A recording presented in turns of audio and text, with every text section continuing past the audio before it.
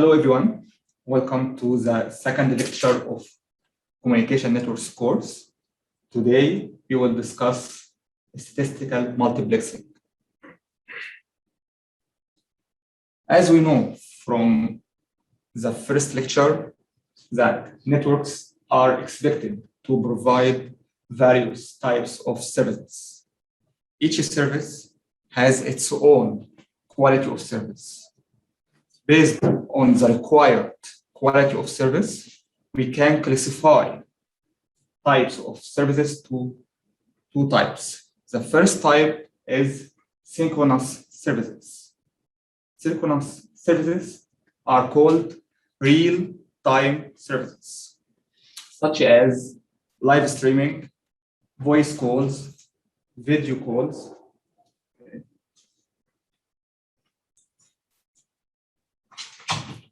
So again, networks are expected to provide various types of services based on the required quality of service.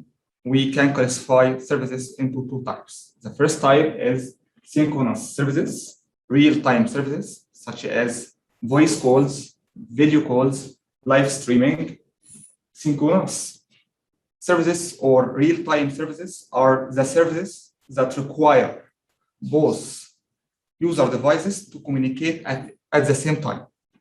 When you are making a voice call, you need a receiver to reply to your call. This is real-time service. Real-time services require to have stringent delay requirements. Delay is not acceptable in real-time services. When you make a call, what you say now should be what I hear at the same moment.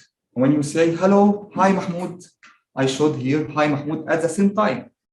So there is no delay. So real-time services require no delay. In fact, there is a very, very small delay, around 100 milliseconds. This delay is not sensitive by the human ears. So delay is forbidden in real-time services. But at the same time, error is acceptable.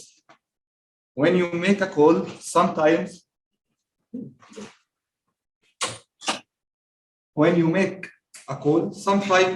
you hear some noise during your voice call.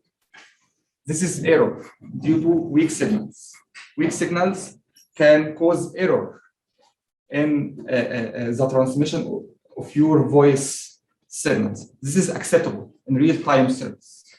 As one way to overcome error is to retransmit your data. So what happened? This is the source. Have data. And we want to transmit this data to a receiver. Sometimes, due to weak of signals, noise, interference, we will have errors. So what happened? We send the data. We have some errors, so the file is corrupted at the destination. How to overcome errors? The destination will ask the transmitter to resend the data again. Okay, resend. So after that, the source will transmit the data again to the receiver. This process consumes time. Time means delay, and delay is forbidden, not allowed in real-time services. So we accept errors in real-time services.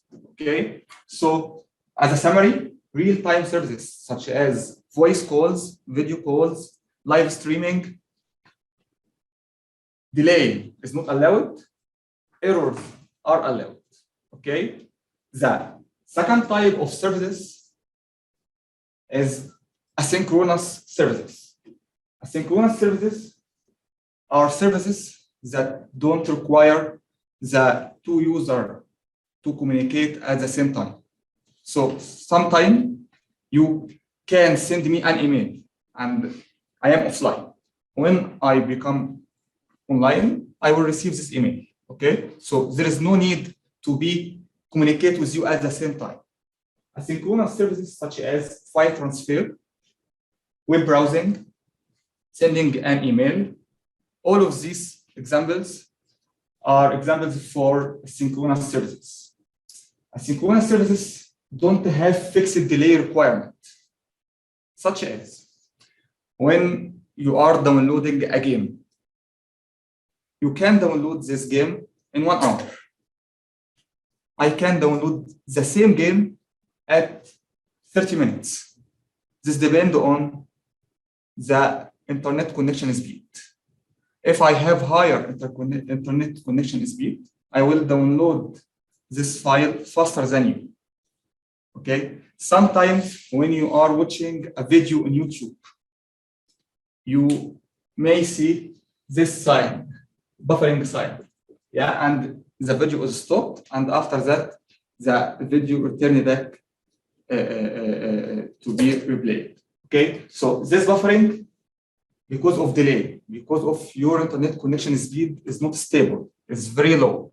Okay, so at asynchronous services, delay is acceptable, but error is not acceptable. When you download a game, all the downloaded files must be downloaded without any errors to be able to open this file. At the end of your download, you see a message, your download is successful. Okay, so this means that all files are downloaded without any errors. What happens if we have an error in any file? This process will be done. The destination will ask the source to resend the corrupted packet or corrupted file, and the source will resend this file to the destination, and at the end, the destination will send acknowledge message to acknowledge that I received the correct file. This process is delay, consumes time. So at asynchronous services, delay is acceptable, but error is not acceptable. Okay. So the receiver asks for resending corrupted bits. How does it know it's a wrong bit? Does it ask for new bits and then checks for corrupted bits, or does it get for actually we will see how receiver can make error detection, okay, in the next lectures. But as a brief introduction, the sender will send additional bits, okay, and do some mathematical operations over these additional bits, okay, and at the destination have the same bits and will do the same mathematical operation, okay, and when the receiver receives your packet or your data, it will compare the result of this operation with the result obtained from the sender. If they have the same result, this means that the data is transmitted in a correct way. If we have different result, okay, this means that these bits suffer from some errors during the transmission. Okay, this is clear for you? Yeah. Okay, and we will see how we can do it in the next lectures. Okay. This would only apply to, or synchronous and asynchronous networks don't really have an application to the physical layer. The physical, or would it have an application to the physical layer? Because as far as I know, everything like Ethernet and all that stuff would be designed on asynchronous, where bits are, or you reduce error regardless of latency. Okay, so physical layer can't have any control over having errors or not errors. Okay, physical layer, it's function to transmit data. Okay, as you said, we use Ethernet, for example, as an example for physical layer. Okay, we can use Wi-Fi, we can use optical fiber. All of these are examples for medium that is connected to the physical layer. Okay, We can, based on your question, if I understand your question well, can physical layer, okay, have a control or overcome the problem of errors, okay, in the transmission? This is your question? Yeah, it's just my question was whether you would build a physical network to be synchronous or asynchronous, because in my mind, they don't really have. Yeah, but you said that Ethernet is asynchronous medium, okay?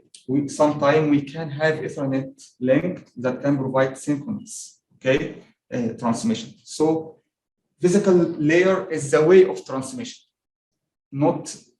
We can't determine if my service is synchronous or asynchronous based on the physical layer. No. Okay. Physical layer is just the way to access the channel. Okay. The route to send your data. Okay. This data or these services may be synchronous or maybe asynchronous. Okay. This will be decided on other layers, as we will see in the next lecture, okay? But again, physical layer is just a way to access the medium or the channel.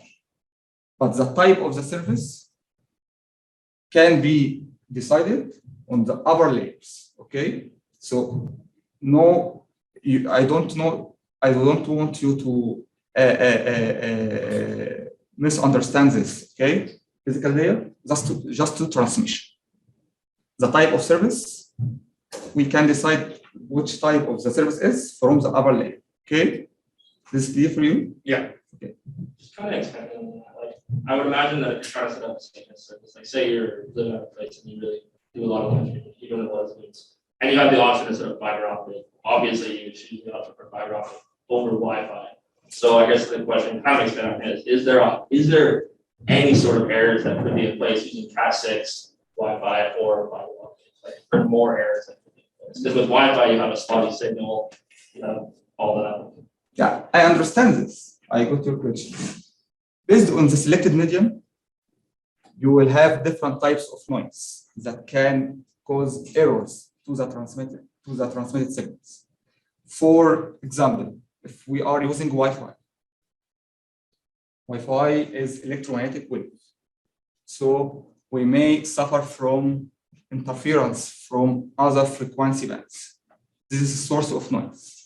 So Wi-Fi or wireless signal may suffer from more different types of noise or errors than if we compare it to other wired networks, okay?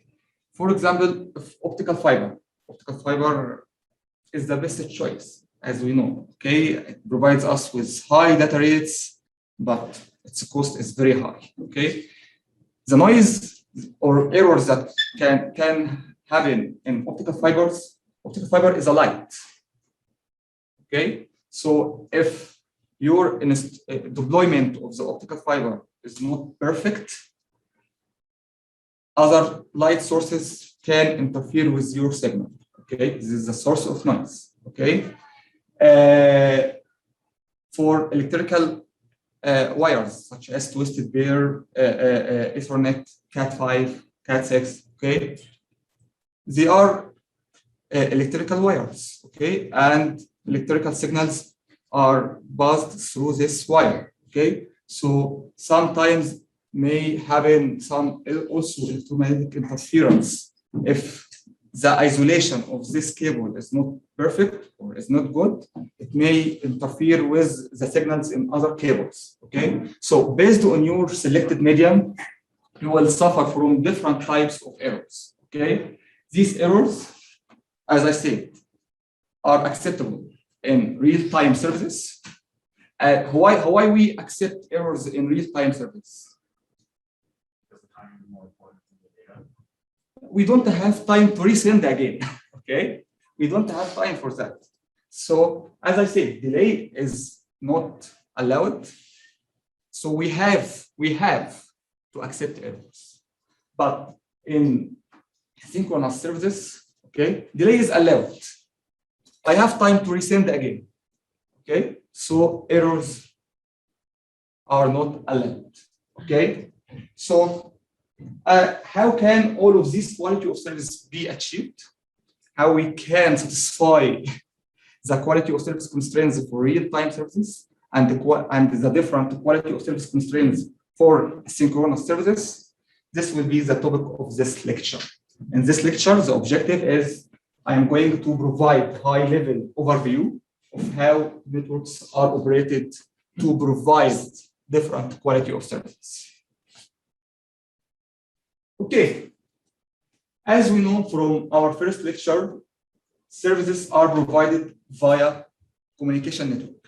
And we know that communication networks are interconnection of devices.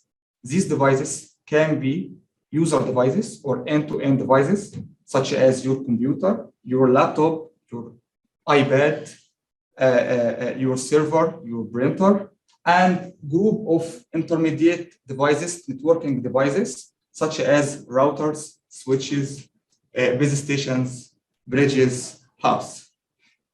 Interconnection of devices. These devices are connected through using communication channel or communication medium. The communication channel or communication medium can be wired or wireless. Wired, such as optical fiber, coaxial cables, twisted pair, okay, Ethernet, and wireless, such as Wi-Fi, Bluetooth, cellular networks, okay? We interconnect devices to carry information from various sources to their respective destination, okay? This is the definition of communication network. We discussed this definition in our introduction lecture, okay? As you can see here, data from multiple sources usually move through the same link, the same network nodes. For example, here, if you can see, user 1 and user 2, okay, are communicating with user 3 and user 4. If user 1 wants to send a message to user 3, and if user 2 wants to send a message to user 4, the message of user 1 will move through this shared link, yes, in order to reach to user 3. Also, the message of user 2 will move through the same shared link to move to user 4. The message of user 1 and user 2 will move through the same router, okay? And here's the same destination router in order to reach to user 3 and user 4. So data from multiple sources share the same links and the same network nodes, okay? So network resources must be shared between different users. Shared, why we need network resources to be shared? Why? Too expensive to directly attach everything together. Yes, I want my infrastructure to serve more than one user, okay? If there is no any resource sharing, the network will serve only one user per time. This is not practical, okay? We want the network to serve more than one user. So we need network sharing, resource sharing. And when I say resource in communication networks means links and networking devices. Our data will move through the same router, will move through the same link. So we need resource sharing to maximize the number of connected devices to our network. So this is the main reason for why we need multiplexing. As the network grows, the dimension of the network grows, resource sharing becomes necessary, okay? We have three main types of communication networks.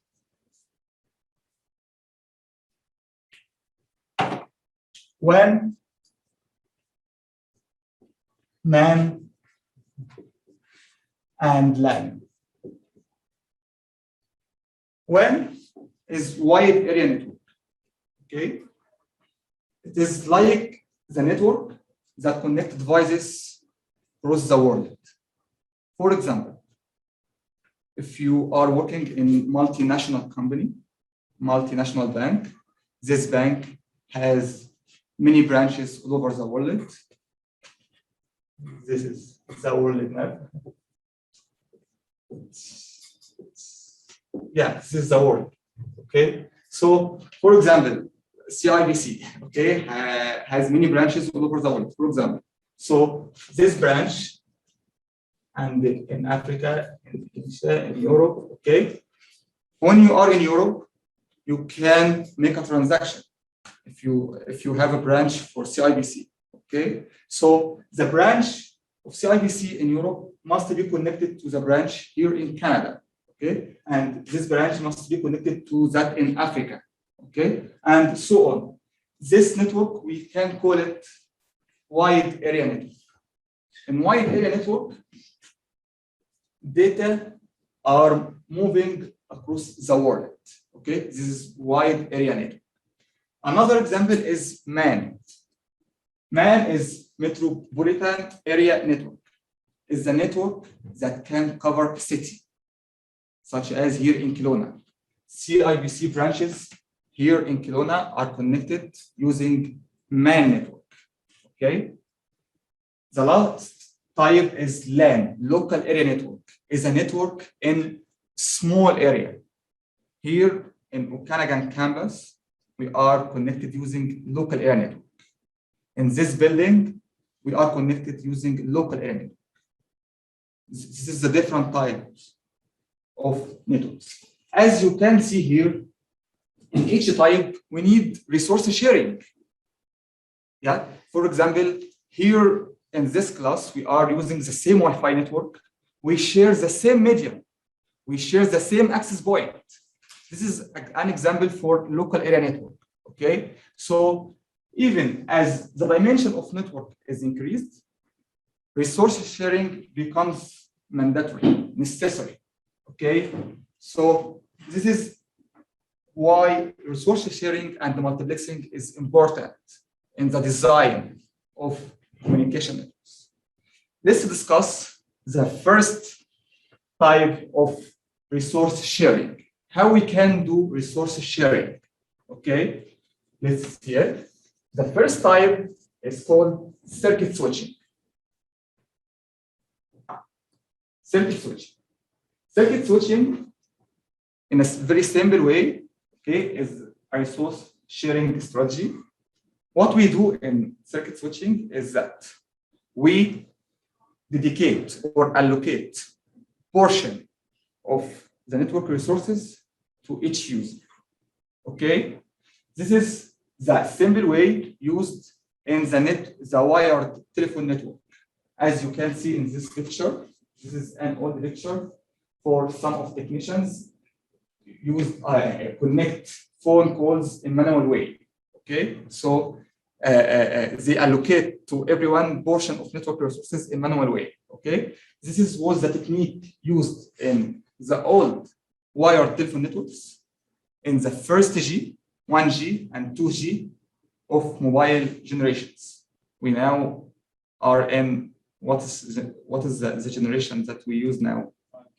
5G, okay? In 1G, okay? 1G was in 1980, 2G in 1990s, 3G, 2000, and above, 4G, 2010s, and 5G now, and we are working to design the 6G. This is the mobile generations, okay? We are moving from one generation to the next generation as we want to increase the data rate, the quality of service, and the number of connected devices. This is the reason we are moving from one generation to the next generation, okay? So in 1G and 2G, the circuit switching was used as the technique of network sharing in our network, okay? As I said, circuit switching allocate portion of the network resources to each user. Okay, so the source will have end-to-end permanent connection to the destination. It is like that I make virtual direct link to the destination. So I am the source and you are the destination. Okay, I send a request to the network that I want to make a connection with the destination.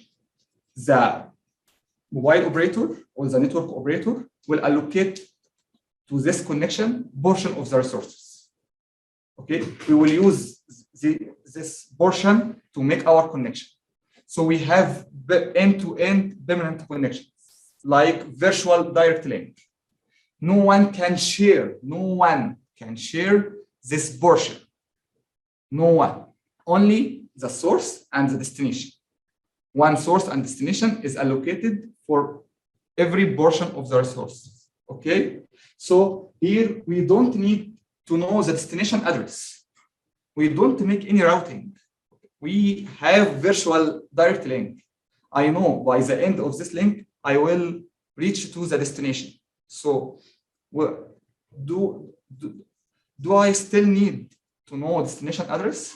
No, I communicate with only one destination, okay? And the path to the destination is already known, okay? So there is no need to know the destination address. As in usual, when when I send data to a destination, I must know what is the address of the destination. When you send a mail to anyone, you write the address of the destination, okay?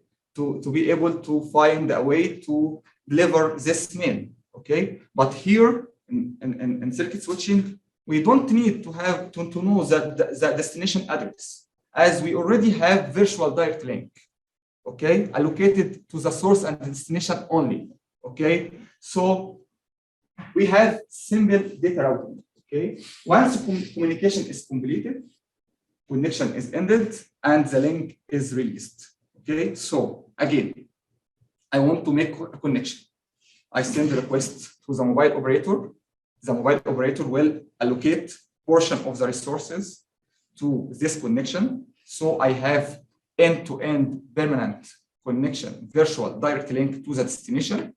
No one can share this portion of resources with me, okay? Once I finish or complete my connection, I end the connection and the resources will be released, okay, to be used by another user. This is the simple steps of circuit switching. This is clear for you? Okay. Is this a thing of the past, or do we still do this like in modern day? Yeah, this is still some applications still use circuit switching. As I will show you, circuit switching has some advantages, and for sure it has some disadvantages, okay? And as I told you, every architecture has its own advantages and disadvantages, and based on the application, you will decide which architecture should I use. Based on the required quality of service from you, you will select which architecture should I use, okay? So again, how the portion will be allocated to each user, okay? So as I said, you want to make a call, send a request to mobile operator. The mobile operator will allocate to you a portion. What is the size of this portion? How we can determine this size? How can we determine how many bits I will allocate to you? Okay, this is what we will see in this slide. Actually, each user transmit its data with varying data rate. For example, you sometime send a text message, okay? When you are sending a text message, you need low data rate. But when you are downloading a game, playing online game, you need high data rate, okay? So each user needs varying data rates. It depends on the application that you use, okay? And for sure, you will not use one application all the day. Yeah, you are using many applications. So here in circuit switching, okay, user, you are using a varying data rate. Your data rate is varying from 0 to R maximum. This is the maximum rate that you are able to send. For example, if you are connected to the speed of internet connection, if your internet connection is 10 megabit per second. So this is the maximum rate that you can send your data. Yes, this is your internet connection speed, the maximum rate that you can send. Okay, so here in circuit switching, I will allocate to you your maximum data rate. Okay, so in circuit switching, it will look, yeah, you are using varying data rate from 0 to R maximum. Okay, so I will allocate to you your maximum data rate. But sometimes I don't send with my maximum data rate. As I said, when you are sending a text message, you are using few kilobit per second. Kilo is 1000, mega is 10 power 6. Okay, kilo 10 power 3. Okay, so you don't use all the available resources allocated to you, but you still have the maximum resources allocated to you. No one can share you with the 10 megabit per second allocated to you, even if you don't use it. Even if you use only 1 megabit per second, no one can share you in the other 9 megabit per second. Okay, so can anyone here explain to me how the portion of the resources is allocated to each user in simple way? Again, as a revision, okay? How circuit switching allocate the portion of resources to each user? Okay, I want to know the size of portion. How we can determine this, the size of this portion in circuit switching.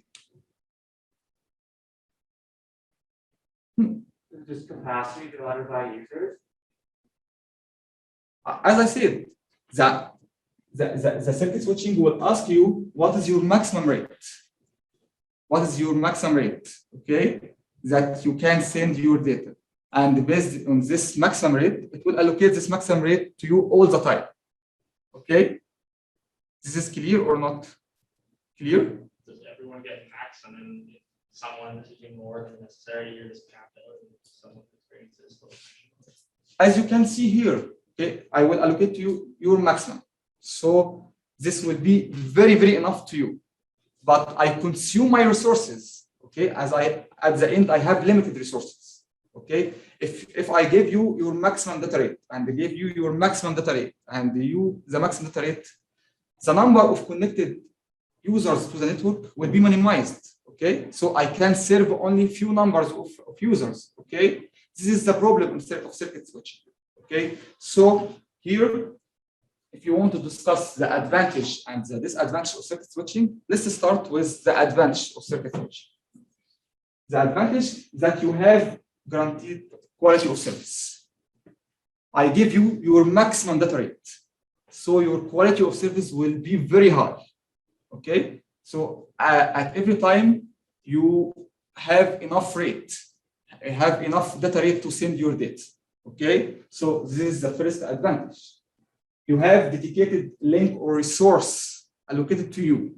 Okay, so no one can share with you this resource. Okay, so no interference with other users. Okay, so this will increase the quality of service also.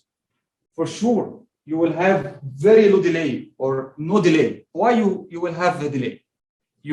I allocate to you your maximum data rate. Okay, so you will not suffer from a delay. Okay, so the delay will be very low. Okay, and it is simple data routing.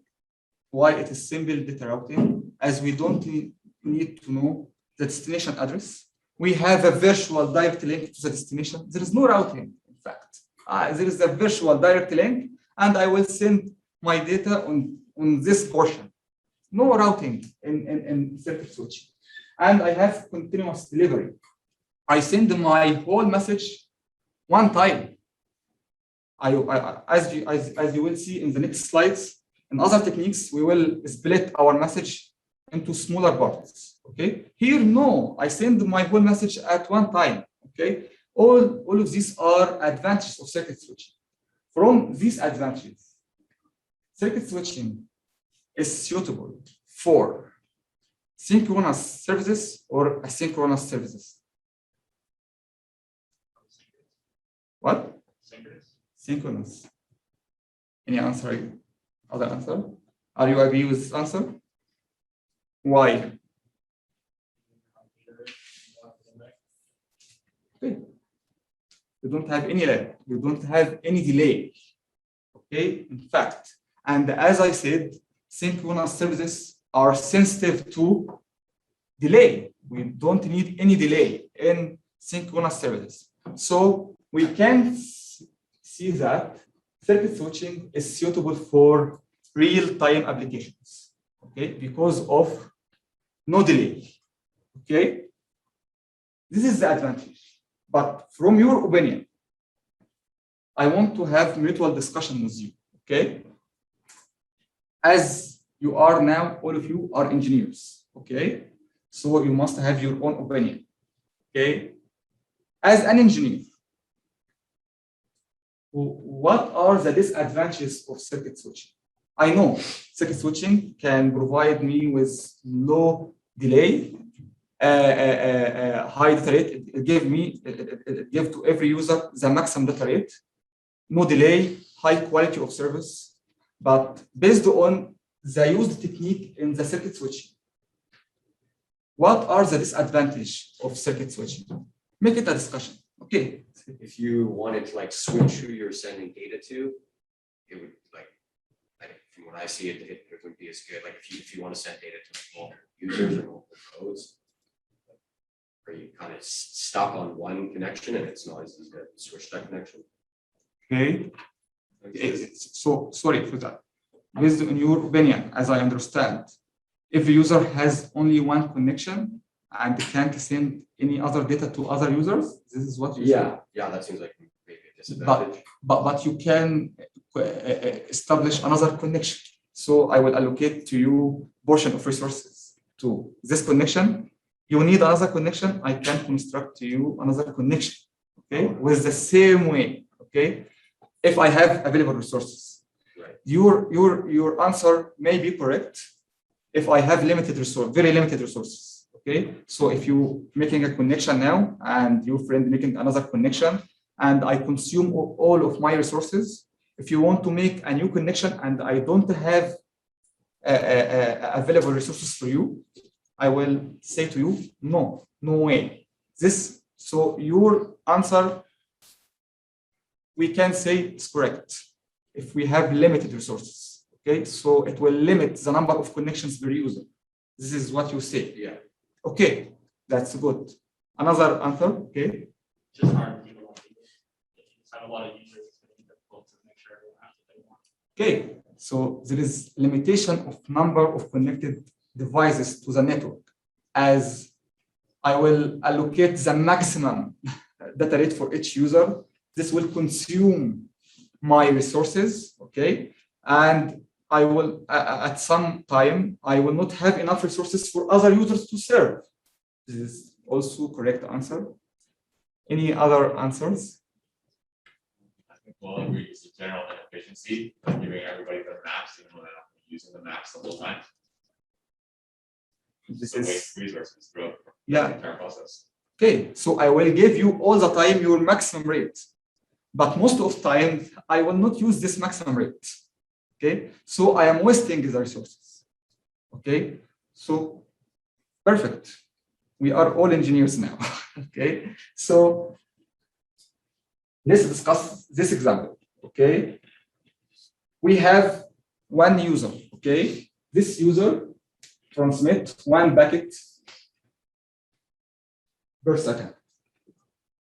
Okay, and the packet size is 1 kilobit.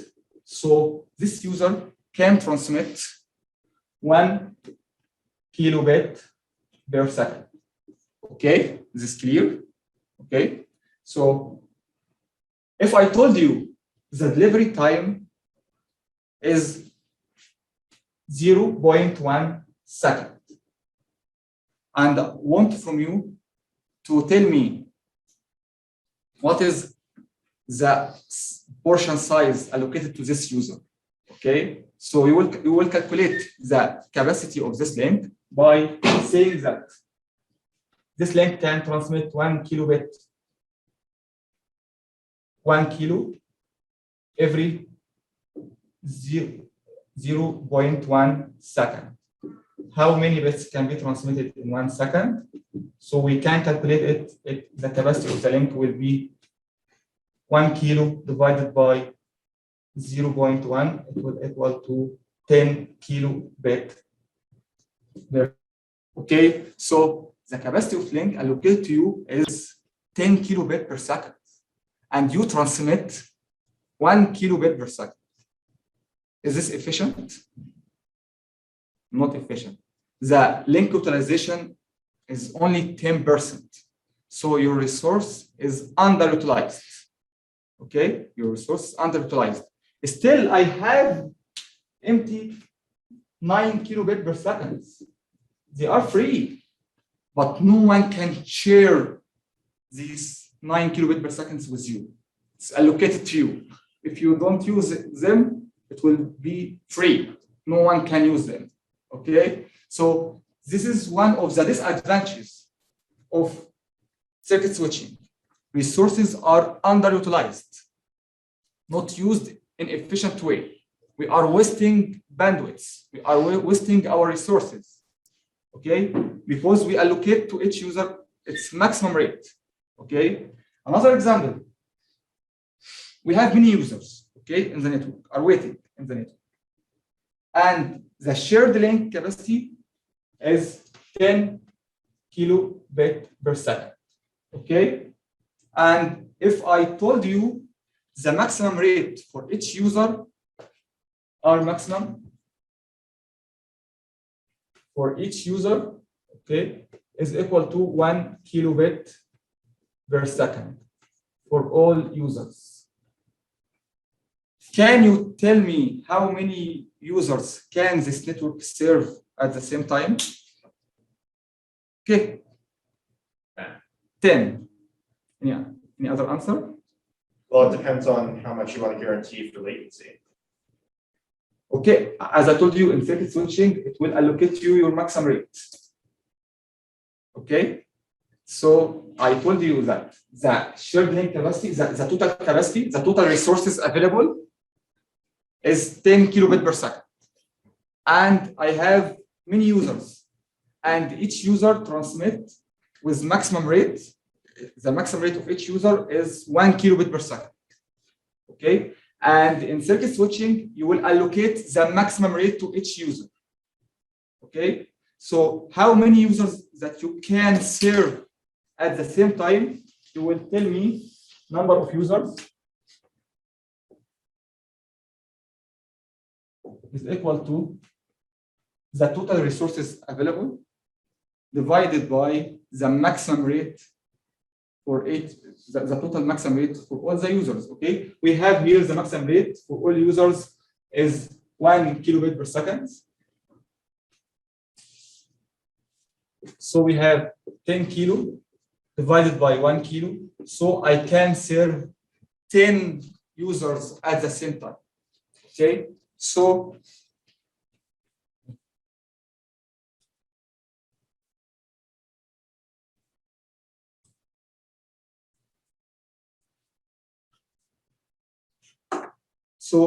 this is your channel. You can serve 1, 2, 3, 4, 5, 6, 7, 8, 9, 10. This will be in a virtual way. The root of user 1, 2, and user 10.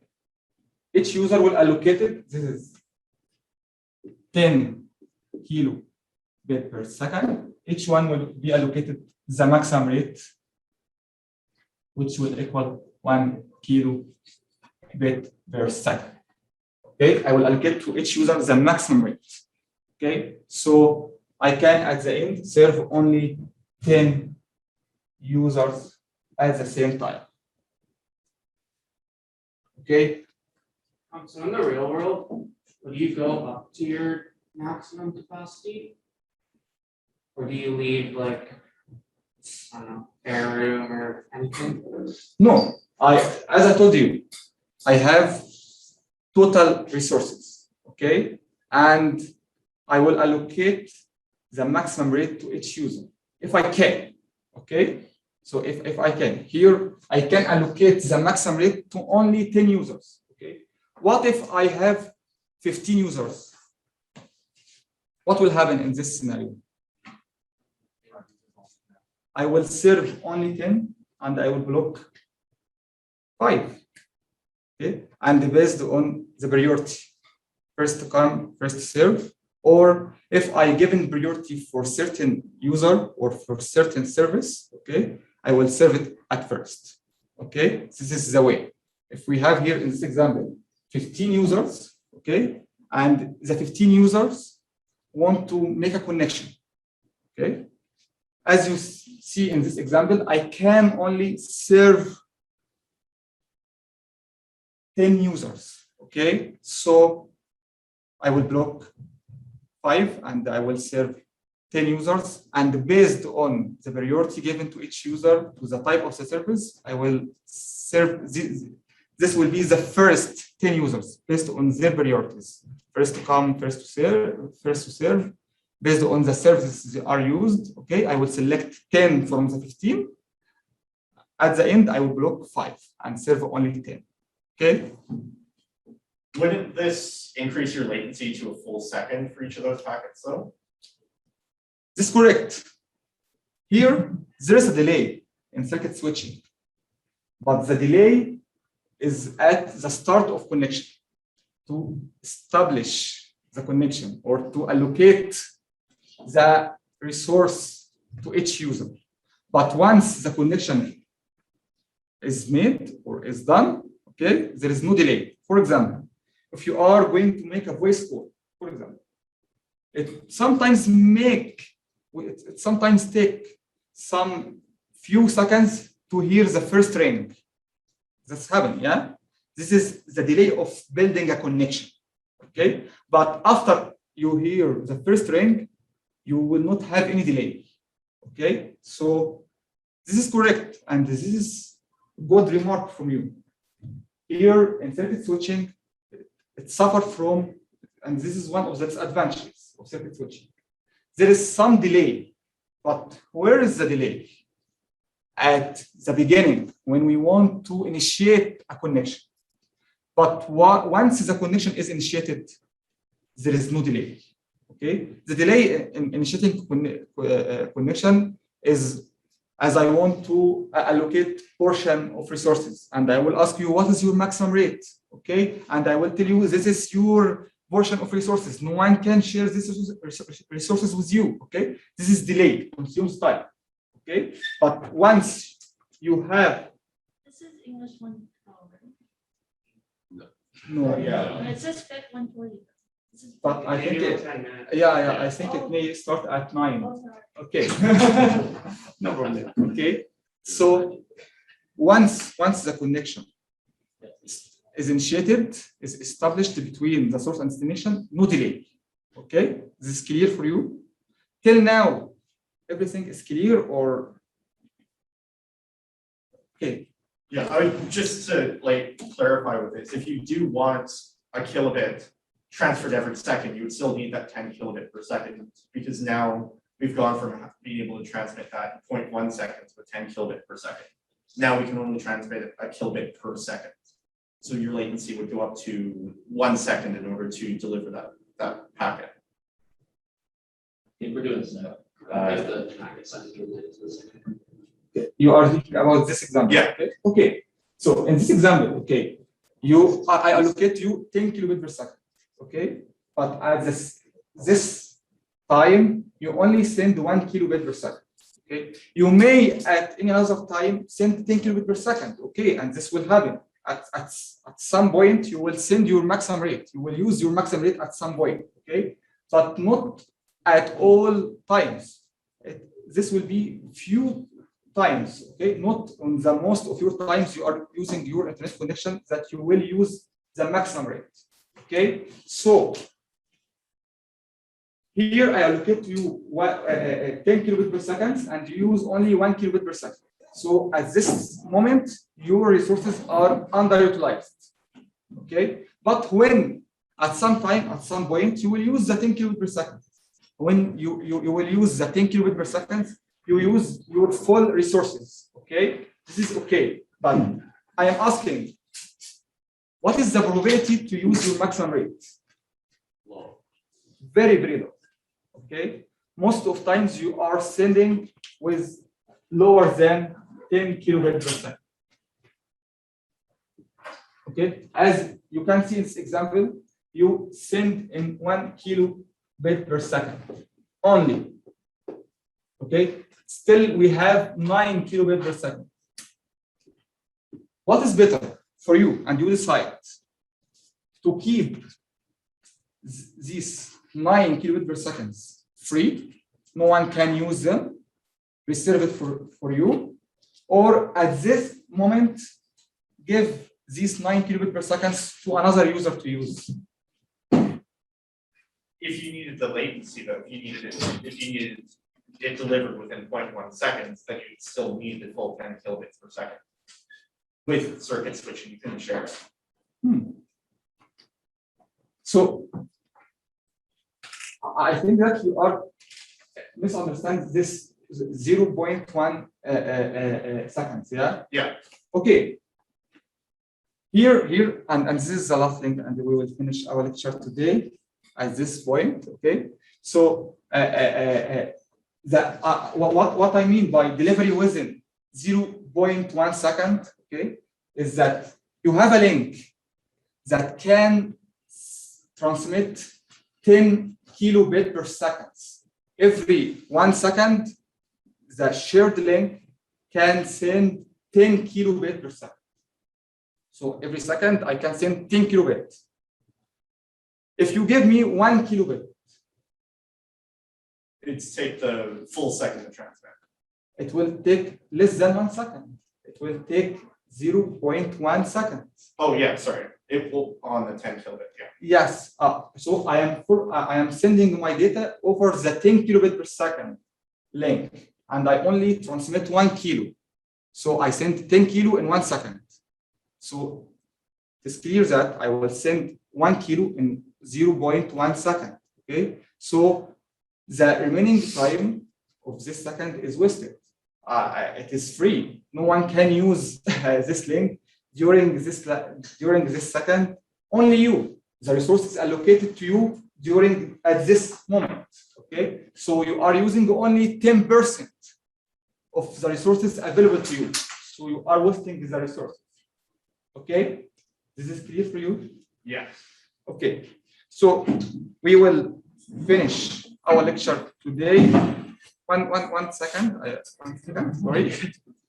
Okay, in the next lecture, I will complete the second type of resource sharing. We will discuss packet switching technique. Okay, and we will solve some problem sets that can help you to understand more the basic idea of circuit switching and packet switching.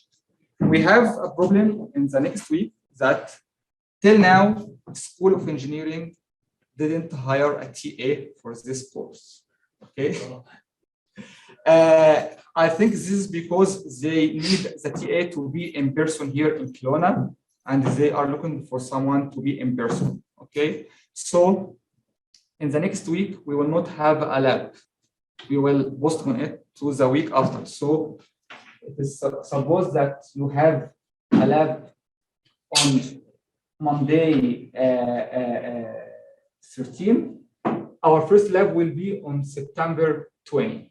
Okay. Is everything getting pushed back, or are they bi-weekly? Are we skipping the first? Yes. Okay, so if you have, let's say, L1B on the 13th, you're not gonna have L1B on the 20th, you're gonna have L1B on the 27th. Yeah, you are all in one section. Okay, so it's every week. Oh, yes, so it is, we have, in 1 week, we will have a lab, and then the next week we'll not have. Okay. Okay? So we're just pushing it back. So, yeah, so it is supposed that in September, you have 2 labs on 16 and on 27. The 2 labs on September will be in 20 and in 27, okay? Oh, Yeah, I will upload to you the pre-lab for you now, okay? And we can discuss it in the next lecture, okay? Bye.